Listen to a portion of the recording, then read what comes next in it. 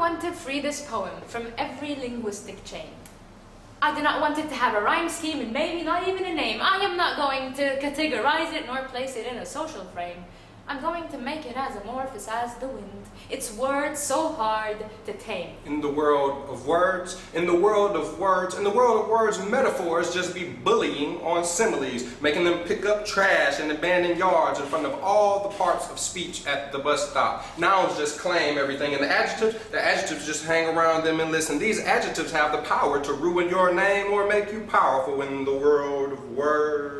I'm going to make it run in the streets. I'm going to make it run without having any commas to stumble upon. It's going to run without having any full stops, checkpoints, or brackets to wait on. This poem will not have a passport nor any other filthy document to get a stamp on. In the world of words, the verbs just can't sit still, always instigating. Little Epiphany looks so pretty with her barrettes buttoned to her braided head. She wears poodle sweaters and swears she's the cutest girl in PS 102. She passes by all the boys in the hall, so obviously eager for attention that they don't even notice her anymore. And so the next day, she'll cake on a little bit more makeup. And the day after that, she'll inch her skirt up a little bit higher. And the day after that, she'll do whatever it takes for them to notice her.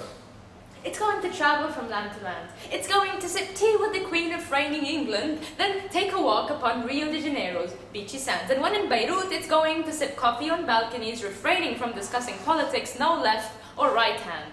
But back to the metaphors. The metaphors can't stand the similes because they say they don't know who they are. Point well taken, but the ends don't justify the means. Like powdered police putting hounds on poor protesters, pounding them with water hoses meant for putting out forest fires.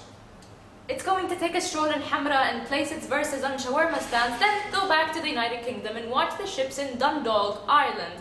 And unlike many of us, and hate can become the maggot of the spirit, and proud ignorance is when you know things are really out of control. I mean, one simile in particular broke down and started crying like a clone crack baby, finding out that it was made for the main purpose of maintaining the project. Yeah, crying that hard, saying you should not treat us like that. And unlike many of us, it will then go to Palestine and pick olives with the farmers and throw words instead of rocks, tearing them out like flesh from its stands as it will throw words instead of rocks. And if you ask me, metaphors and similes aren't better than one another. It's just that they're both different. It's just that one is and the other lets you decide. In the world of words, time moves. Time moves like it's been shackled since stars started shining. Time moves like it ain't never been able to go nowhere before this very moment. Time moves. Time moves, and then it will find itself in Saudi Arabia, searching for God. It will kneel down in mosques and perform the pilgrimage amongst facial hair and black cloth, and it will start to question the world and speak of feminism and question all that obscurantism.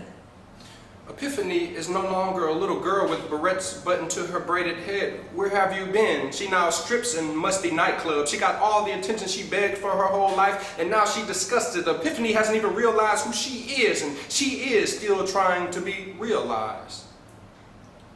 See, my poem will speak different languages, yet would always communicate the same things. It will be the long lyrical ballad, the short Japanese haiku, and the faraway voice that sings. The verbs are now the movers and shakers in the world of words. They toss tins at her in attempts of touching truth. It doesn't hurt as bad when she closes her eyes, so she dances for them blind. And time moves like it ain't never been able to go nowhere before this very moment.